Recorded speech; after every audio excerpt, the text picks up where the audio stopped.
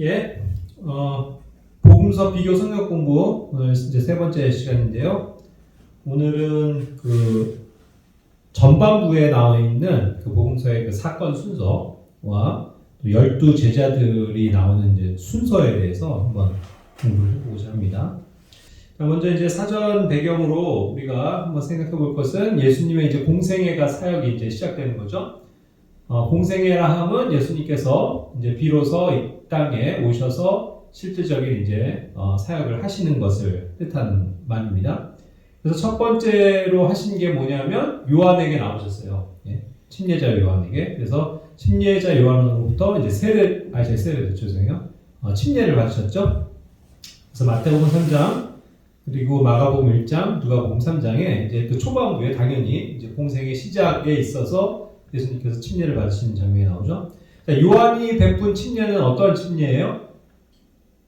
요한은 회개해라 하면서 죄들의 사면으로 인한 침례를 베풀었죠. 그러니까 유대인들을 위한, 유대인들이 이제 회개하고서 그 죄들의 사면을 얻기 하기 위한 그것을 가져다 주시는 주님의 그런 은혜로의 이제 회복이죠.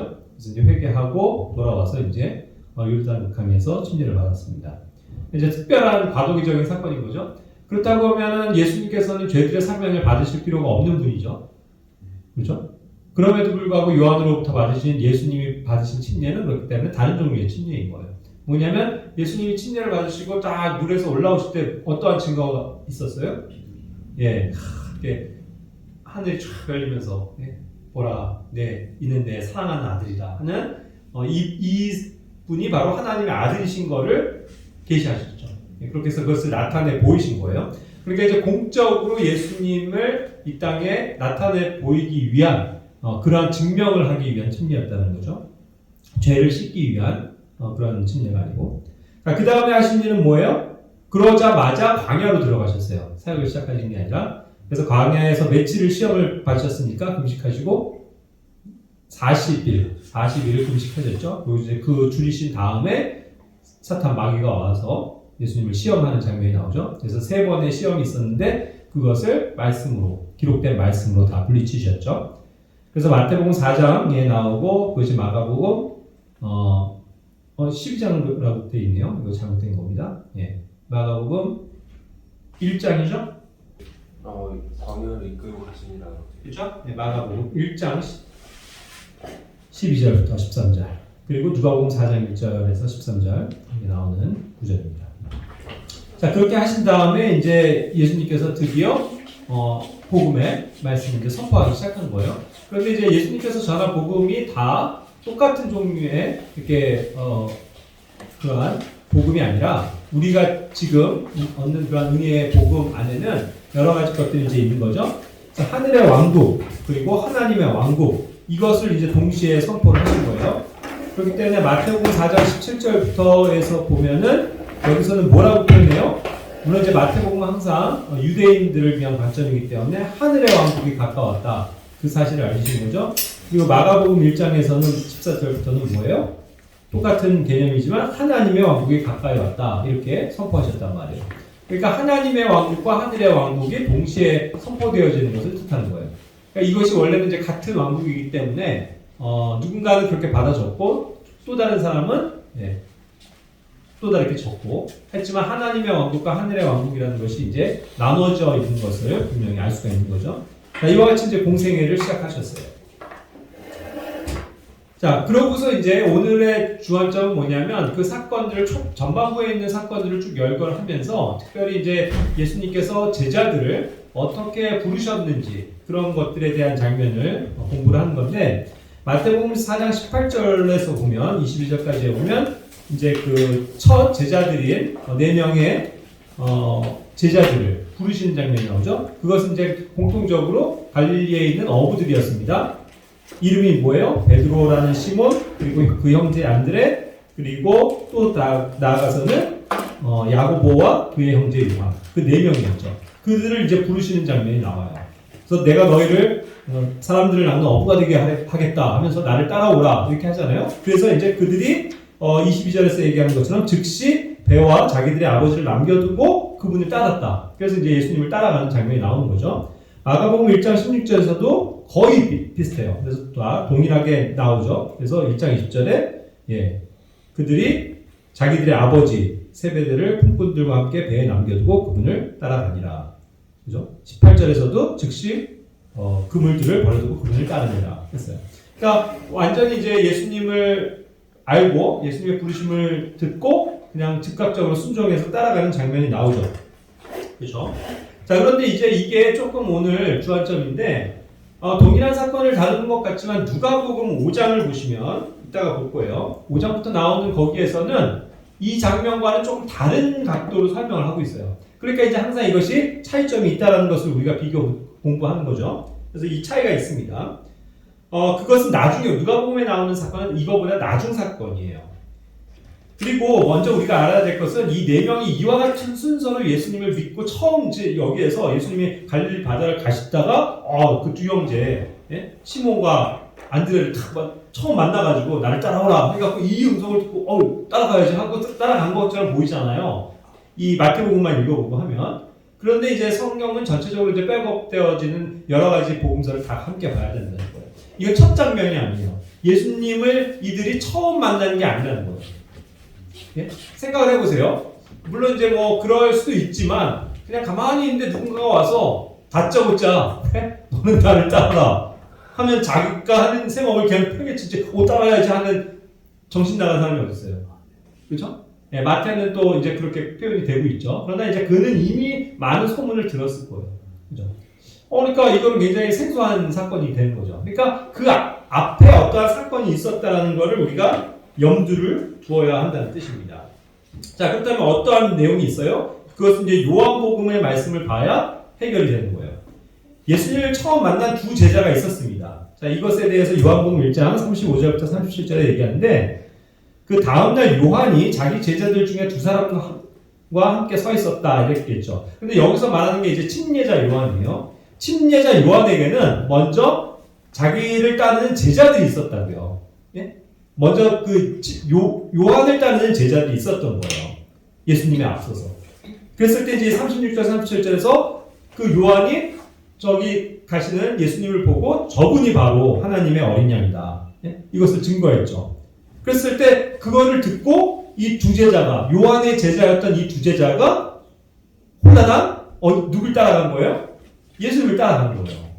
원래는 요한의 제자인데 요한을 따르던 이 두 사람이 예수님을 가지고 저분이 바로 하나님의 어린 양이다. 이 얘기를 듣고 저분이구나 하고서 그분을 따라가기 시작했다는 거예요. 그죠? 자, 그렇다면 그게 이제 누구인지 우리는 뭐 쭉 연관해보면 알 수 있습니다. 그것이 이제 요한복음 1장 40절부터 보면은 그 침례자 요한의 말을 듣고 그분을 따르는 두 사람이 있는데 그 중에 하나가 누구라고요? 그게 시몬 베드로의 형제 안드레였다 이렇게 얘기하는 거예요. 그러니까 이제 한 사람이 나온 거죠, 안드레. 자, 그리고 또 한 사람은 누굴까에 대해서는 뭐 쉽게 알 수 있습니다. 왜냐하면 뭐 복음서나 또 이렇게 항상 사도행전 같은 데서도 저자는 자기 자신을 숨겨요. 바울 역시도 서신서에서 어떠한 특별한 사건에 있어서는 자기 자신을 드러내지 않기 위해서 자기 이름을 거론하지 않습니다. 그래서 여기에서 항상 그 관점이 누군가 그 옆에서 가장 옆에서 예수님을 이렇게 본 그런 목격자 중에서 예수님을 따랐었던 사람 바로 요한이라는 걸 알 수 있죠. 그래서 요한이 여기에서 생략된 거예요. 자기의 이름이. 그러니까 여기에서 어쨌든 그 침례자 요한의 두 제자는 원래 안드레와 요한이었다 이거예요. 그런데 이제 특별히 여기에서 시몬 베드로의 형제 안드레를 먼저 소개한 겁니다. 자, 그렇게 해서 이제 어떻게 된 거예요? 안드레가 이제 예수님을 만난 거 아니에요. 그리고 예수님이 어디 계신지를 알고 막 와가지고 자기 형제 베드로에게 시몬에게 막 가자고 한 거예요. 형! 이러면서. 아마 동생일 겁니다. 순사적으로. 우리가 메시아를 만났어. 우리가 그렇게도 기다리던 그리스도를 우리가 만났어. 가보자. 해가지고 그를 데리고 예수님께로 나와왔다는 얘기예요. 그랬을 때 이제 예수님께서 그를 보시고 네가 요나의 아들 시몬인데 이제 게바라 부를 것이다 하면서 그에게 이름을 주셨죠. 예, 이와 같은 식으로 먼저는 안드레가 요한의 제자였는데 처음 예수님을 알게 되고 그 자기의 형인 베드로를 데리고 왔다는 거. 이와 같은 식으로 해서 이미 안 겁니다.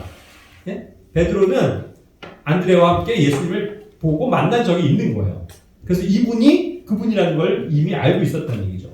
이와 같은 동일한 방식으로 아마 요한과 야고보도 동일한 사건이었을 거예요. 요한도 자기의 형인 야고보에게 가서 형, 내가 메시아를 만나서 해서 아마 생략되어 있지만 똑같은 패턴이기 때문에 아마 기록은 되어 있지 않았을 텐데 분명히 이들은 이와 같은 방식으로 예수님을 이미 알고 있었다 이거죠. 그리고 또 이제 그렇게 해서 4명이 이미 예수님을 안 거고 그 다음에 예수님을 만난 사람이 또 예수님의 부르심을 받은 사람이 누구냐면 요한복음 1장 43절 44절에 보면 그게 빌립이에요.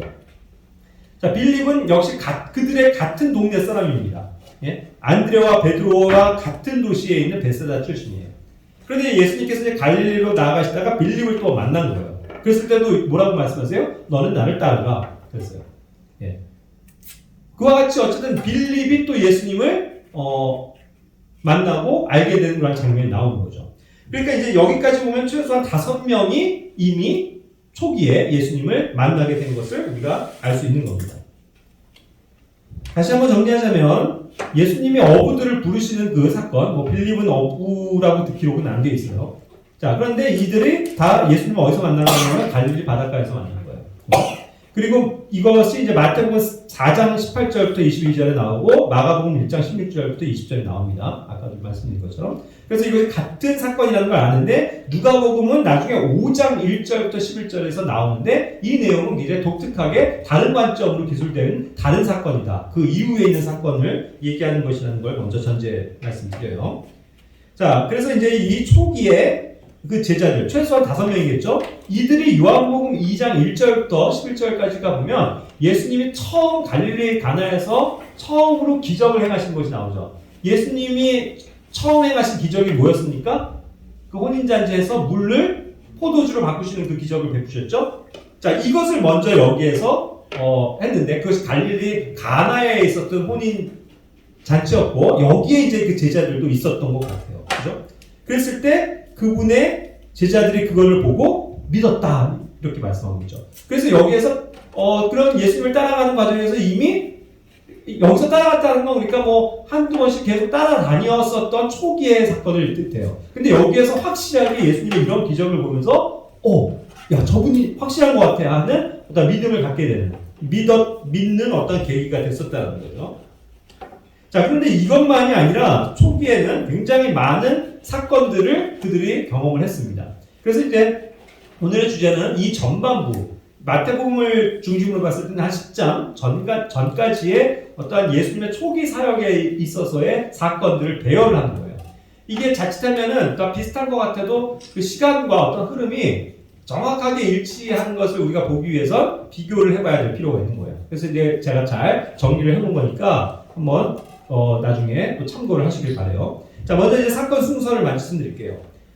먼저 마태복음을 이제 기준으로 해서 쭉 제가 나중에 설명을 할 텐데 먼저 이제 어떠한 사건이 있는가를 쭉 마태복음, 마가복음, 누가복음이 공관복음으로서 다 같은 사건들을 다루고 있기 때문에 이걸 3개를 놓고 온 거예요. 자, 그랬을 때 마태복음에는 안 나오는데 마가복음 1장 21절부터 28절, 누가복음 4장 31절부터 37절에 처음으로 아까 그 요한복음에 있었던 갈릴리 가나의 혼인잔치의 첫 번째 기적 외에 지금 처음으로 다루고 있는 이 기적이 여기에서 등장을 하는 거예요. 그런데 이제 이것이 부정한 영을 내쫓는 그러한 기적을 베푸신 거를 기술을 하고 있어요. 그런데 여기서 마태복음에 기술되어 있지 않아요.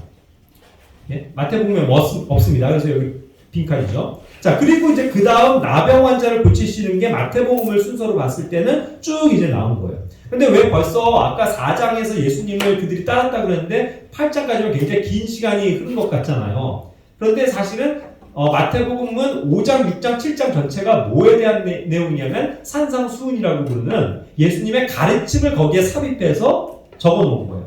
그러니까 이제 사건 중심이 아니라는 겁니다. 그래서 그거를 딱 떼놓고 보면 바로 이제 8장에 예수님이 기적을 베푸시는 그러한 사건들이 나열이 되는 거죠. 자, 그래서 순서적으로는 제가 왼쪽에 적은 것처럼 첫 번째가 나병 환자를 고치시는 게 나와요. 그래서 그거를 제가 순번을 A부터 영문으로 매겼습니다. A. B는 가버나움에서 백부장의 부탁을 받아서 고치시는 장면이 나오고, C가 베드로의 그 장모가 열병이 난 걸 고치시는 장면이 나오고요.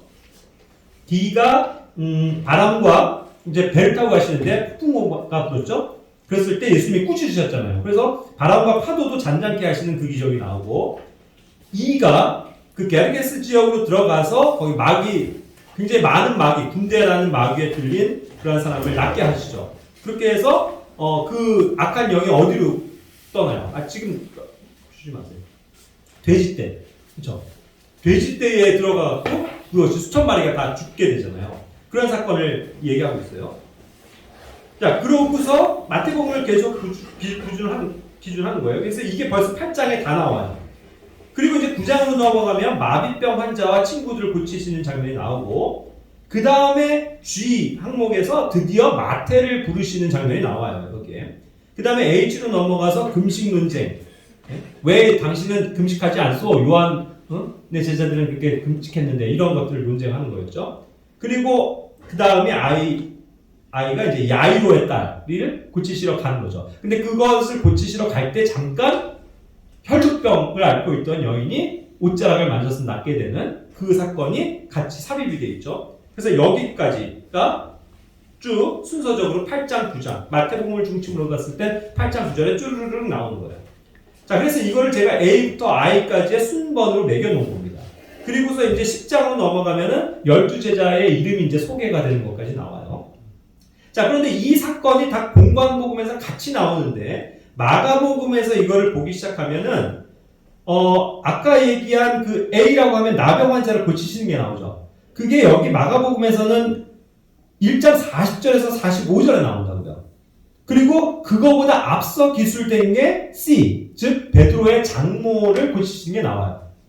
순번이 바뀌어 있죠. 서로 다른 걸 지금 보는 거예요. 그죠? 그와 같은 방식으로 누가복음도 CA로 되어 있습니다. 그 다음부터는 이제 2장 1절부터 보면은 F, G 또 해서 결국은 마태복음 순번으로 갔으면 D와 E가 빠져 있죠. D와 E가 저 한참, 마가복음은 4장에 가서 나오고 5장에 가서 나오고, 누가복음도 어디예요? 8장에 가서나 기록이 되고 있는 거예요. 그러니까 이것이 순번이 다 다르게 지금 기술이 되고 있는 거예요. 그렇다고 하면 이 세 개를 볼 때 되게 헷갈릴 수밖에 없죠. 도대체 뭐가 순서상 맞는 걸까? 이런 의문이 들잖아요. 그래서 어쨌든 근데 순번을 쫙 매겨봅시다. 그렇게 했을 때 어떤 결과가 나오냐면, 마가복음은 사실상 같아요. 구조가. 배열의 순서가. 보세요. C와 A가 바뀐 것만 제외하고는 마태복음에서부터 먼저 그걸 설명드릴게요. 자, 그것을 보면 C, A, F, G, H 해갖고 쭉 제가 빨갛게 그려놨죠. 그것이 마가복음과 누가복음이 일치해요. 다만 누가복음에는 그 B라고 되어 있는 7장 1절부터 10절까지 결국 가버나움 백부장의 그 종을 고치신 그 사건만은 마가복음에 기록이 안 돼 있어서 누락이 되어 있을 뿐이지, 나머지는 순서상 다 동일한 구조로 되어 있단 말이에요. 이해하시죠? 여기까지. 그렇게 이제 제가 순번을 매겨놓은 거예요. 사건마다. 그런데 이게 그래서 마가복음과 누가복음은 같은 거니까 이게 뭔가 더 확실한 어떠한 시간순이 아닐까 생각을 할 수도 있는데, 역으로 이 마가복음과 누가복음의 이 순서를 오히려 1번이라고 해봅시다. CA라는 ABC로 하지 않고 1번으로 매겨서 누가복음부터 마가복음을 순서를 매기면 쭉 여기 나와 있는 것처럼 1, 2, 3, 4, 5, 6, 7, 8, 9, 10이 나오죠. 그거를 마태복음에 반대로 대입을 해보자는 말이에요. 그럼 여기 마태복음에 나오는 순서가 어떻게 꼬여버리기 시작하냐면 2, 7, 1, 8, 9, 3, 4, 5, 10, 6번의 순서로 뒤죽박죽이 돼버려요. 이해가 되세요? 이렇게 쉽게 제가 도표를 만들어놔도 잘 다들 갸우뚱하십니다. 예? 이해하시겠어요? 그 순서를 역으로 했을 땐 이와 같이 마태복음은 꼬여버려요. 그러니까 사실은 이거는 마태복음의 사건이 사실상 순번적인 게 맞고, 마가복음과 누가복음이 그 어떤 사건 중심으로 그걸 조금씩 배열하는 순서를 달리 했을 뿐이라는 거를 보면은 훨씬 더 설득력이 있어요. 그렇지 않으면 마태복음은 완전 뒤죽박죽이 되는 성경이 되어버리기 때문에. 그렇죠? 자, 그래서 그거가 이제 보면은 마가복음과 누가복음은 결국 사건 중심으로 여러 가지 그런 것들, 비슷한 사건들을 이렇게 묶어 놓은 건데, 결국은 이제 여기서도 패턴이 있어요. 마가복음도 그럼에도 불구하고 마태복음에서 지지했었던 어떠한 순서적인 패턴을 가지고 있다는 것을 증명해 주는데 뭐냐면 여기 마가복음과 누가복음에서 A와 C 결국 그 베드로의 장모의 사건과 그 나병 환자를 고치시는 그것만 순서가 뒤바뀌어 있을 뿐 그 다음부터 보면요 마태복음에서 A, B, C, D, E, F, G로 매겨지는 순번 그대로가 같이 가고 있다고요. 무슨 말이냐면 마가복음과 누가복음에서도 알파벳을 보시면 F, G가 있죠. F, G의 순서예요. 그렇죠? 그런데 그 앞에 밑으로 내려가서 D, E도 순서죠. D, E 여기 앞에서는 F, G 똑같죠? 그 다음에 H, I 이것이 항상 내려가면서의 동일한 두 개씩의 구조를 갖는단 말이에요. 그러니까 이거는 어쨌든 그 순서가 뒤바뀌진 않고 어떤 순서별로 가긴 하지만 사건을 마가복음과 누가복음에서는 집어넣은 거기 때문에 결국 마태복음의 시간 순서와 비교했을 때 크게 엇나가는 것이 아니라는 거예요. 그거를 말씀드리는 겁니다. 자, 그렇다면 이것이 왜 이렇게 됐을까요? 결론적으로 말씀드리면 마태는 이 마태복음이 사실상 시간 순서적인 배열일 확률이 가장 높아요. 마태복음 12주차장인데 이 마태복음과 마가복음과 누가복음은 실제 사도여서 예수님을 실제 따라다녔던 12사도로서는 요한복음을 빼면 마태입니다. 그렇죠? 마가와 누가는 나중에 사도적인 어떠한 그런 것에 의해서 계시를 받고 다른 사람들의 전언을 통해서 기록한 거죠. 자기가 직접 모든 걸 따라다니면서 적은 사람들이 아니잖아요. 그러니까 여기서 사도 마태가 기술한 것이 시점이 굉장히 중요하다는 거예요. 왜냐하면 그것은 자기가 기록함에 있어서 시간상의 어떠한 사건들이 주요하게 딱 매칭이 되기 때문이죠. 이해가 되십니까? 그러니까 자기가 본 것이 있고 못 본 것이 혹시 있었더라도 그것이 정확하게 기술이 될 수밖에 없다는 거예요. 그러니까 이것은 여기 이제 보면은요. 아까 마태복음에 빠져있는 처음에 부정한 영을 내쫓는 장면이 빠져있다고 했죠. 그렇죠? 이것은 마가복음 1장과 누가복음 처음에서 4장에서 제일 처음 제시한 기적이에요. 그거를 마가와 누가는 누군가로부터 그 사도들로부터 들어서 적은 거죠. 성령님에 의해서. 그런데 마태는 이때는 가장 초기이기 때문에 그걸 본 거예요, 아니에요? 실제로 못 봤다고요. 그 기적을. 그래서 여기가 없는 거예요. 자기가 직접 보질 못했기 때문에. 이해가 되십니까? 네. 그리고 쭉 가다가 보면 또 이제 마태복음에서의 관점은 뭐냐면 그 괄호 안에 그래서 이제 부정한 영을 내쫓는 것도 못 봤고 여기 쭉 오다 보면은 제가 알파벳을 매기진 않았지만 중간에 마태복음 그 옆에 보면은 손이 오그라든 자에 대한 고침도 괄호를 해놨죠. 제가. 자, 이것은 마태복음 12장에 나오는 사건이에요. 12장 9절, 10절에 나온다고요. 그러니까 이게 순서적으로 8장, 9장 쭉 가다가 한참 뒤에 12장으로 나오면 뭔가 또 꼬여버리는 거예요. 그런데 이것이 마가복음과 누가복음에서는 순번적으로 그냥 쭉 가는 사건에서 정확하게 그 시간 타입을 안에서 마가복음은 3장, 누가복음은 6장에서 기록이 되고 있어요. 그러니까 이것은 그냥 순차적인 사건인데 왜 이것이 뜬금없게 마태복음에서는 12장으로 가서야 그걸 설명하냐는 거죠. 그게 왜 그러냐면 아까도 얘기한 것처럼 이것은 과거한 사건은 자기가 직접 경험하지 못한 것을 부여냈기 때문이에요. 다시 한번 설명해 드릴게요. 이게 굉장히 좀 어려울 수 있는데 자, 여기 손이 오그라든 자에 대한 사건 마태복음 12장 9절 10절을 할 때 성경을 한번 펴보세요. 마태복음 12장 9절 10절 이 마태복음 12장 9절 10절에 보면 이게 단락이 나눠져요. 그러니까 우리는 사실 성경을 굉장히 꼼꼼하게 봐야 된다고요. 자, 여기 12절 보시면 and 해가지고 몇 절이에요? 12장 9절. 예. And when he was departed 해갖고 thence 거기를 이제 지나가실 때 이렇게 쭉 설명이 되고 있죠. 그랬다가 그것이 끝나고 10절에서 무슨 단락 표시가 있어요? 단락 부호 표시가 있죠. 그것은 단락 자체를 나눠버리고 별개의 것들을 얘기를 하는 거예요. 단락이 나눠졌다는 얘기예요. 그러면서 여기에서 10절에서 그거를 두고서 and, behold, 이제 봐라 하면서 다시 주의를 상기시키면서 there was a man, 예전에 거기에 누가 있었다라는 예전의 사건을 삽입해 온 거예요. 그러니까 이것은 순서적으로 지금 여기 12장에 붙는 사건이 아니라 12장에 어떠한 일을 기록하다가 여기 어떠한 지나가다가 바로 여기에서 예전에 이런 사건이 있었어 라는 것을 다시금 환기시켜서 보여준다는 거예요. 마태복음은. 근데 왜 그러냐면 이것이 아까 얘기한 것처럼 마가복음, 누가복음에서 나오는 초기의 사건이기 때문에 이 손이 오그라든 자를 낫게 하시는 이 장면 또한 마태가 못 본 상태였을 확률이 높다는 거죠. 그것이 뭐냐면 가버나움을 봐도 가버나움의 1차에서 예수님께서 기적을 행하셨던 장면에 해당되는 게 앞서 나오는데 그것에서 말하자면 마태가 예수님을 만났을 시점은 그 두 개의 장면들을 못 봤을 확률이 높은 거죠.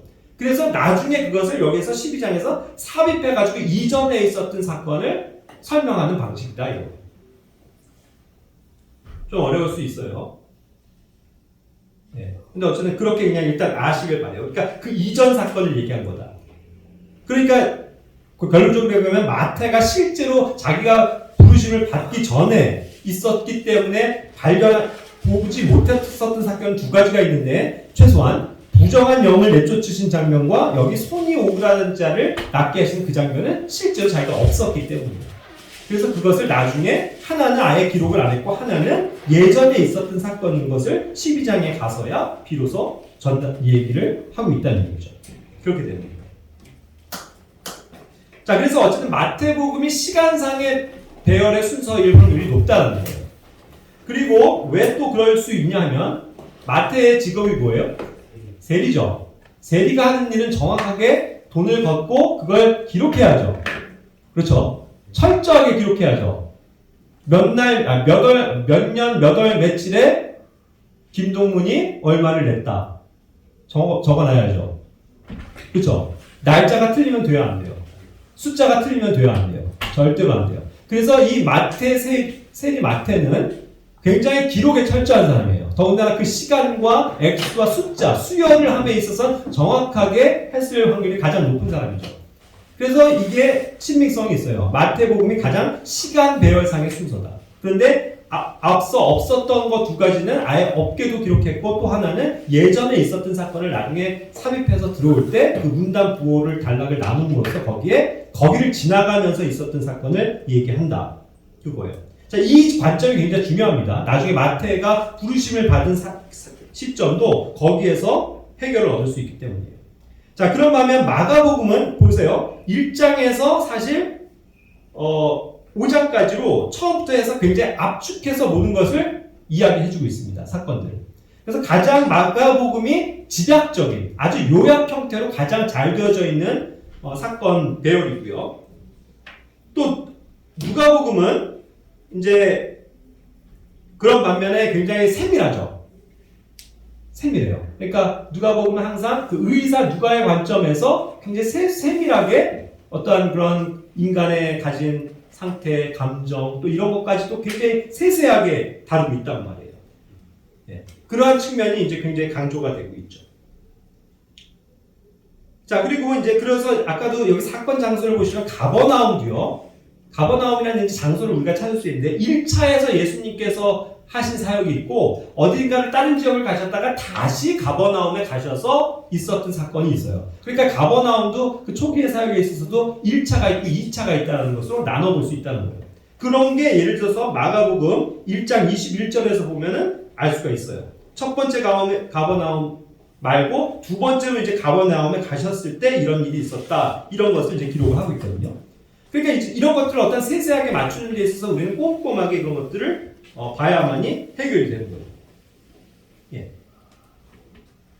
자, 그리고 이제 오늘은 이제 12제자에 관한 것과 연관이 되는데 이 12제자가 소개되는 이 마지막 항목은 결국 그 전에 예수님께서 그들을 부르셨고 또 그렇게 해서 따라는 가고 있지만 결국 여기서 이제 12제자가 소개되는 것이 마태복음 10장에 이르러서야 소개되는 이유는, 그렇죠? 10장에서야 얘기하는 이유는 바로 그들을 이제 사도로 부르시고 그냥 따라오는 것 자체가 아니고 사도로 부르시고 또 사역을 그들에게 맡기시죠. 그래서 12명을 이와 같이 세우시고 뭐 2명씩 짝띄워서도 보내셨잖아요.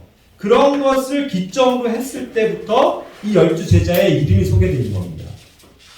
그러니까 12제자가 이미 그 전부터 따르고 있었는데 소개된 게 마태복음 10장이고 마가복음에서는 어디예요? 여기 샵 표지를 보시면 압니다. 3장 13절 19절에서 미리 얘기를 해준 거예요. 거기서는. 그리고 누가복음에서는 6장 13절에서 16절이죠.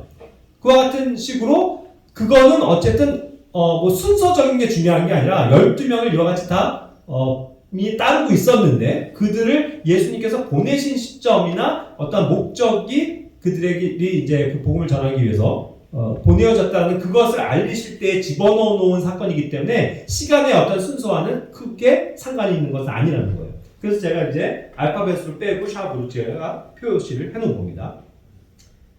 자, 그러고 이제 여기 그 누가복음에 보시면 여기 이제 제가 뭔가를 삽입을 해놨죠. 결국 1번과 2번, 즉 C라는 사건과 A라는 사건 그 사이에 존재하는 게 누가복음 5장 1절부터 지금 10절까지의 내용이 되겠죠. 그죠? 이 시점에 예수님을 따라가는 그 어부들에 대한 내용을 다시 증거하고 있는 거예요. 누가복음에서. 독자적인 관점이죠. 그런데 아까도 말씀드린 것처럼 그 누가복음 5장 1절부터 나오는 그 사건은 그들 아까 마태복음 4장에서 예수님이 어부들을 부르시고 마가복음 1장에서 예수님을 부르신 그 사건과는 뭐예요? 상관이 없다. 그거예요. 그게 다른 내용이기 때문이죠. 자, 이제 누가복음 5장 말씀을 한번 보도록 할게요. 누가복음 5장. 자, 누가복음 5장은 굉장히 좀 내용이 많은데 무슨 내용이냐 하면 베드로와 그를 위시로 해서 어부들 그리고 또 많은 제자들이 이미 예수님을 따르고는 있었다고요. 그죠? 그런데 아까도 얘기한 것처럼 마태복음과 마가복음에서는 둘 다 뭐라고 그랬냐면 즉시 그것을 버려두고 따랐다고 그랬죠. 그러니까 마치 모든 걸 다 버려두고 따른 것 같아요, 사실. 이것만 보면. 그런데 그게 아니었단 말이에요. 여전히 여기에서 보면 베드로의 배는 있습니다. 베드로의 배가 보여요. 5장 2절에 배 두 척이 있었다고 그랬죠. 그런데 3절에 그 배들 중에 하나에 오셨는데 그게 시몬의 배였다는 거예요. 여전히 그들은 배를 가지고 있어요. 그리고 그 배를 가지고 뭘 했냐면 여기에서는 나오지만 야 너가 이제 깊은 데로 가서 던져봐. 그러면은 물고기를 잡을 거야 했죠 예수님이. 그랬을 때 예 뭐라고 얘기하냐면 저희가 밤새 수고해도 한 마리도 못 잡았지만 주님의 말씀에 의지해서 던지겠습니다 했죠. 그러니까 밤새 뭐 했다는 거예요? 물고기 잡았다는 거죠. 여전히 자기의 생업들을 포기하지 못한 상태였어요. 그러니까 마태복음에서 또 마가복음에서 예수님이 나를 따르라 했을 때 그들은 이미 예수님을 만났다고 했죠. 그렇지만 예수님이 이제 자기들 직접 부르시니까 좋다 하고서 막 따라는 간 거예요. 하지만 그 갈릴리 지역에서 사역을 하다 보니까 역시 이들도 아직은 완전히 예수님에 대해서 확신하지 못하고 반반의 마음으로 따르고 있었던 것이 명확해지는 거죠.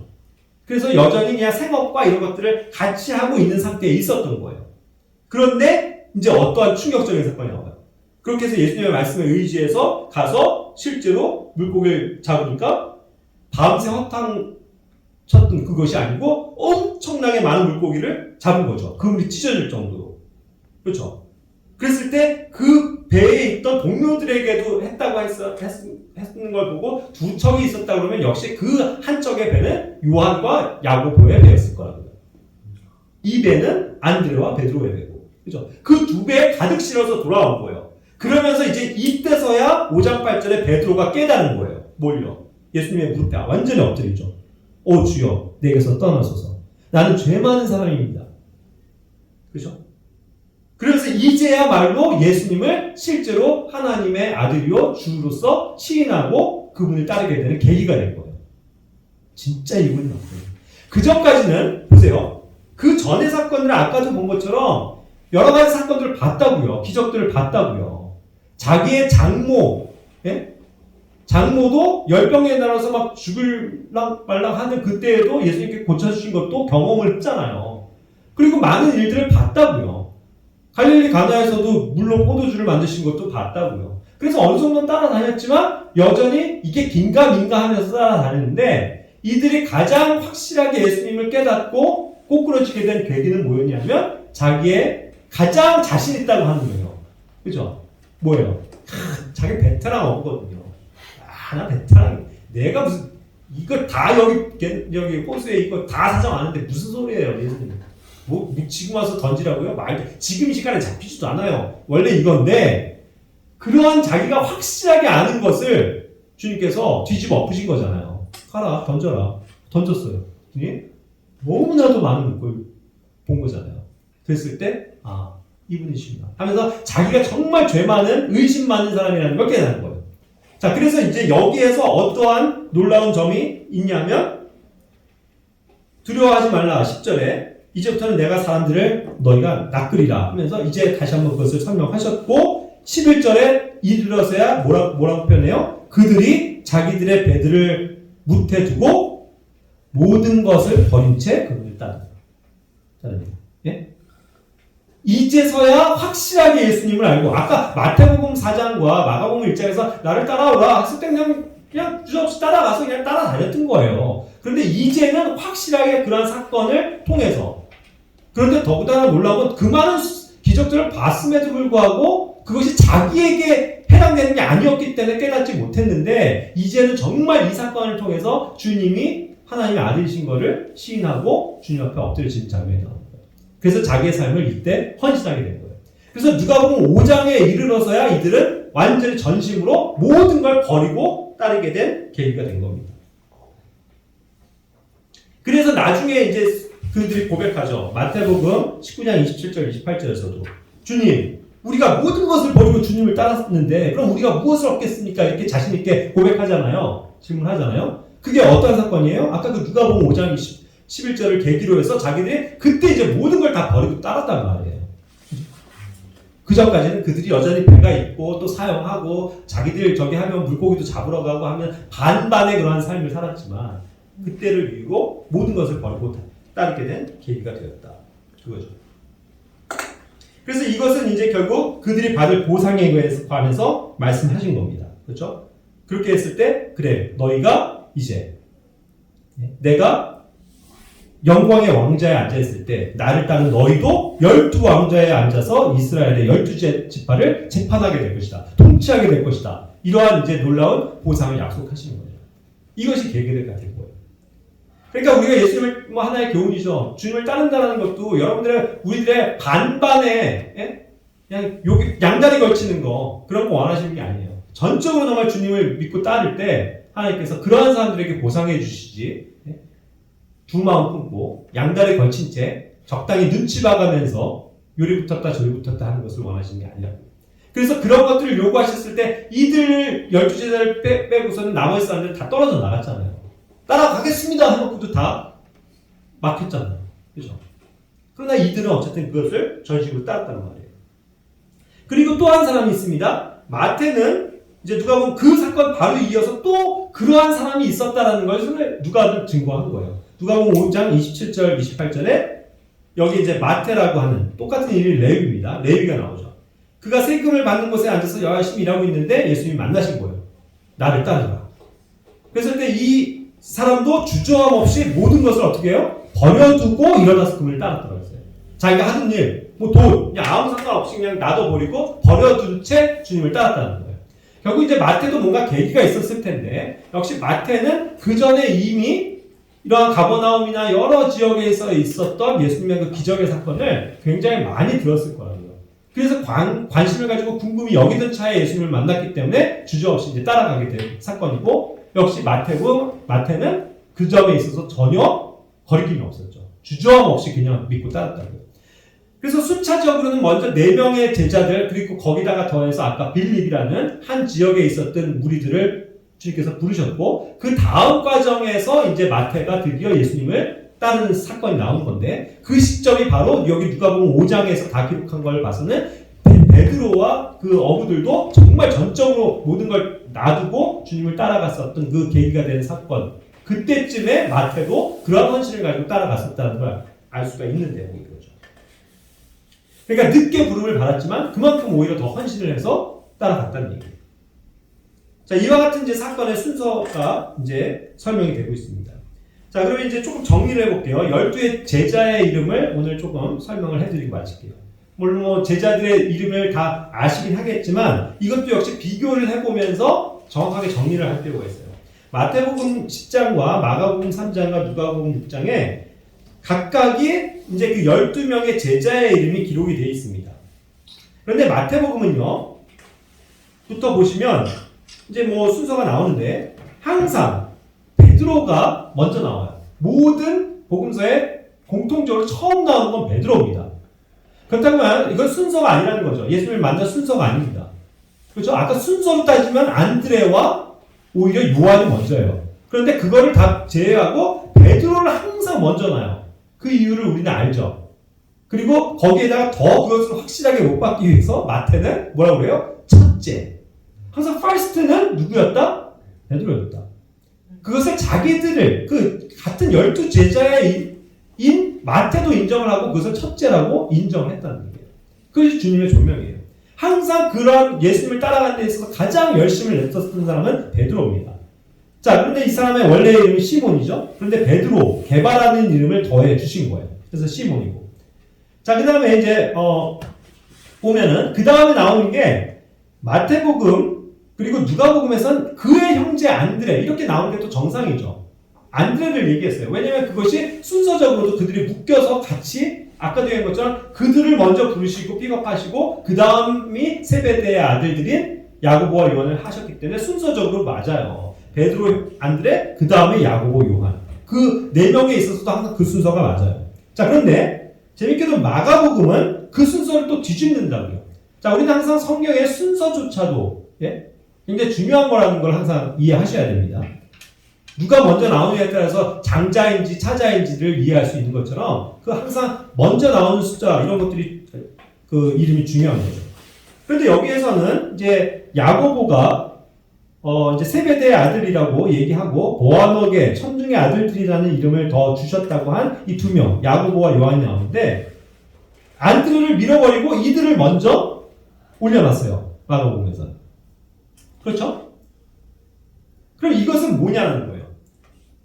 자, 항상 마태복음은 왕의 계보로서의 어떤 그런 거. 그 다음에 이제 마가복음은 섬김의 존재로서, 종으로서 오신 예수님. 그 다음에 누가복음은 사람의 아들, 인자로서의 예수님을 갖고 있다고 했죠.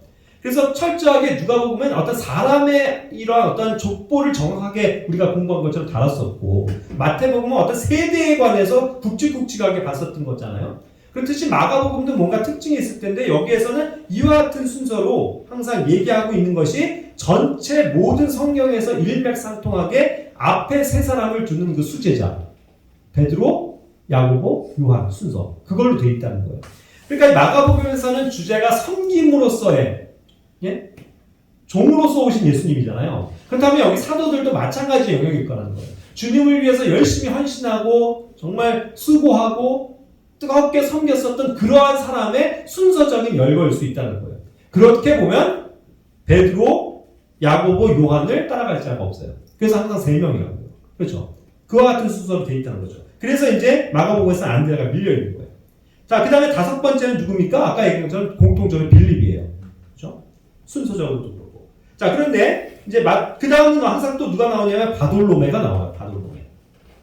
그런데 이게 순서적으로는요, 이게 많은, 뭐 전설에 의해서도 그렇고, 많은 사가들이 바돌로메가 사실은 나다나엘이 개명한 사람이다라고 보는 시각도 있어요. 근데 그게 왜 그러냐면, 빌립이 아까도 본 것처럼, 그러니까 안드레가 베드로를 픽업하죠. 그렇죠? 요한이 자기 형 야고보를 픽업하죠. 그것처럼 빌립이 그 다음에 예수님에게 데려간 사람이 누구냐면 나다나엘이에요. 요한복음에서 보면. 그러고서 나다나엘에 관한 어떤 기록은 사실 찾아보기가 어려워요. 그러니까 나다나엘 같은 사람이 왜 없어졌지? 이렇게 찾다가 보니까 나다나엘이 나중에 어떤 유대인들의 그런 어떤 선생과 또 이제 여러 가지 이제 그 영향력이 있었던 사람으로서 이제 감춰지고 하다가 나중에 이름을 바꿨다 뭐 이런 얘기가 있더라고요. 그래서 이제 그것이 바돌로메로 바뀌었을 확률이 높다라고 얘기하던데 그거는 뭐 정확하게 뭐 규명된 건 아닙니다. 그런 이제 그런 얘기가 있어요. 그래서 어쩌면 뭐 이러한 위치로 순서적으로 봤을 때는 뭐 가능성도 있겠다라는 생각이 들어요. 자, 그 다음에 마태복음에서는 도마가 나오고 그 다음에 세리 마태가 나와요. 그죠? 그런데 마가복음과 누가복음은 마태를 먼저 앞세워요. 그리고 또 도마가 나와요. 이런 순서의 차이를 조금만 보세요. 그 다음은 또 동일하게 알페오의 아들 요가보고 나오고 그 다음에 렛베오라고 하고 마가복음에서는 다데오라고 했는데 결국 뭐냐면 다데오는 별명이었단 말이에요. 별명이 다데오고 실제 이름은 렛베오인데 이 사람이 그 누가복음에 나오는 것처럼 야고보의 형제 유다가 또 나와요. 밑에서 두 번째 보시면. 그런데 이 야고보의 형제라고 했을 때 그럼 누구냐? 사실 굉장히 많아요. 야고보라는 이름이 굉장히 많습니다. 아까 여기 세베대의 아들 요한의 형제도 야고보죠. 그렇죠. 그런데 아까 마태도 또 하나의 설명에서는 그렇죠. 야고보죠. 그리고 여기 또 알페오의 아들 야고보가 있어요. 그래서 야고보가 있어도 세베대의 아들 야고보가 있고 알페오의 아들 야고보가 있다는 걸 나눠 놓는 거고 또 알페오의 아들 야고보라고 누가 보면 했을 때 또 그거를 수식을 받아서 야고보의 형제 유다를 얘기하거든요. 여기에서의 야고보의 형제는 아까는 세베대의 아들은 이미 형제가 있으니까 그 야고보는 아닐 거라는 거죠. 그렇게 됐을 때 알페오의 아들 야고보이자 알페오의 아들 그러니까 결국 야고보의 형제죠. 그 유다가 성립이 되는 거죠. 그래서 아마도 야고보의 형제 유다라고 했었던 누가복음의 기록은 그 다데오 즉 렛베오라는 사람과 동일한 인물일 것이다라고 우리가 보는 거예요. 그리고 그 다음 항목엔 마태복음과 마가복음에 나오는 가나안 사람 시몬이 나오죠. 가나안 사람 시몬이 공통적이에요. 그런데 역시 누가복음에서도 시몬을 얘기했는데 여기서는 이 사람을 셀롯이라고도 부른다고 했어요. 셀롯. 근데 셀롯이 뭐냐면 그 열심당원, 열심이 있는 그런 어떤 뜻이거든요. 그래서 아마도 그 당시에 활동했었던 유대의 그런 어떤 정치적으로 열심을 갖는 그런 어떤 열심 당원이 있죠. 그러한 청년이었는데 그가 이제 예수님께로 회심을 해서 돌아왔을 확률이 높다라고 보통 보는 거예요. 그래서 이 셀롯 시몬이 결국 가나안 사람 시몬인 거예요.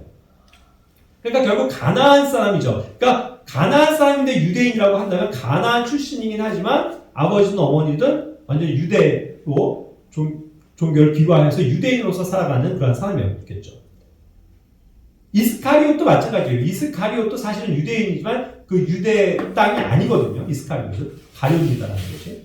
그러니까 이제 반반의 어떤 섞인 혼혈일 수도 있다는 거죠. 자, 그래서 어쨌든 그렇게 매칭이 되는 거예요.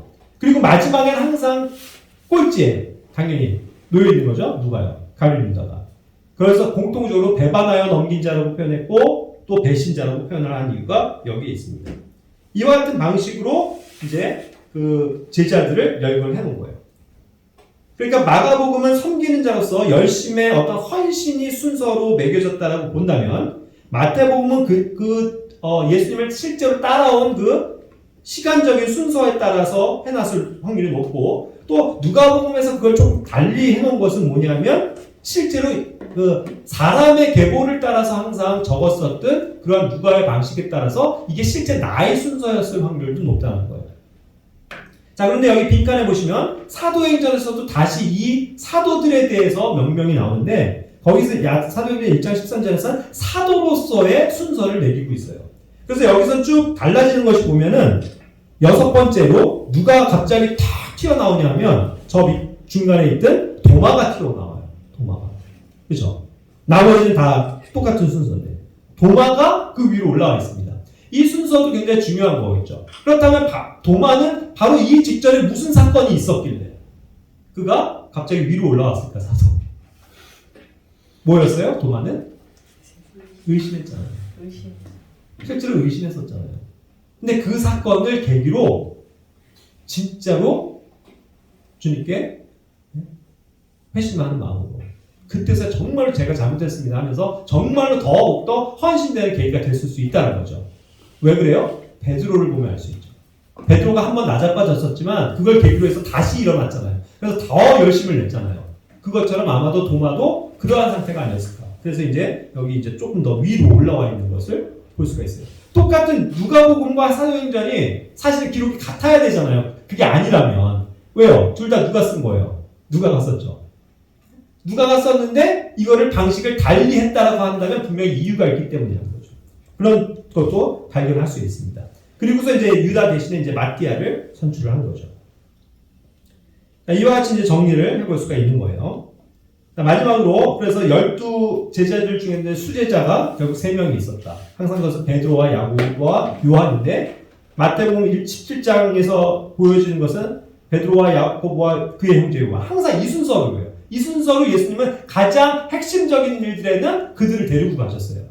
마태복음 17장에서는 어떠한 사건을 그들에게 경험시키시려고 데려가셨습니까? 이것이 바로 변화산 사건의 내용이에요. 예수님의 얼굴이 변하는 그 영광을 받으신 그 모습을 그들이 봤죠.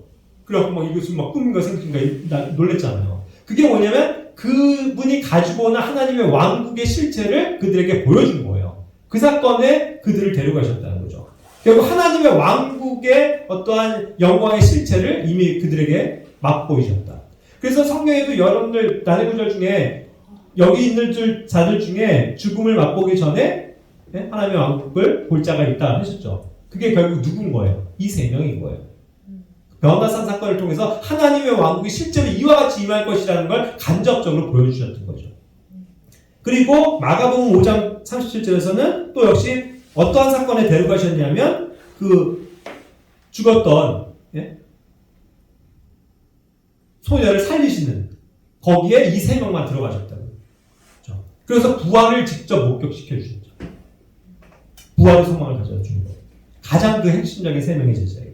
그리고 마지막 마가복음 14장 32절 33절에서는 겟세마네 동산의 마지막 기도의 장면에 가장 가까이에 그들을 있게 하셨잖아요. 그죠? 돌 던질 만한 그 거리에. 그래서 직접 너네가 깨어있어 하면서 예수님의 기도를 듣게 하셨다고요. 결국 예수님의 그 죽음의 그 마지막 현장을 경험하게 했었던 게 또 이유가 있었죠. 그래서 최소한 다른 유다가 잡으러 왔을 때 이 3명은 있었던 거 아니에요. 예수님의 죽음을 끌려가시는 그 장면을 생생하게 목격하게끔 하셨다는 거죠. 그래서 그런 죽음의 고난까지도 이미 예고하셨던 게 이 3명입니다. 이와 같은 식으로 이제 예수님의 어떤 제자들의 건천사를 또 어떠한 그 부르심을 받은 순서 그리고 사건들을 조금 조합해봤습니다. 사실 이렇게 표를 다시 한번 좀 차근차근 읽어보셔야 여러분들이 다시 이해가 되실 거예요. 그래서 제가 나중에 사진 파일 같은 거로 해서 또 찍으신 분도 있지만 보내드리도록 할게요. 그래서 쭉 이제 이와 같은 사건 순서로 되어져 있다는 걸 비교해 보시면 성경에 빈틈이 없이 다 되어진 것이다 라는 것을 알 수 있는 거죠. 기도하고 마치도록 하겠습니다.